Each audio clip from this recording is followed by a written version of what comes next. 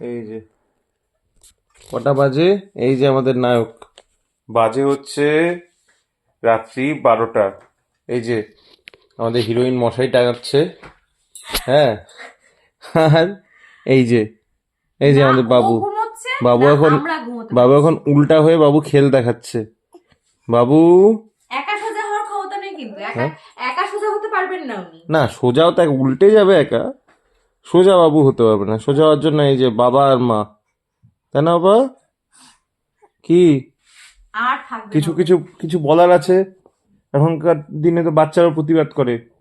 তুমি এই ভিডিওর মাধ্যমে জনতাকে কিছু বলতে চাও? কিছু বলতে চাও তুমি?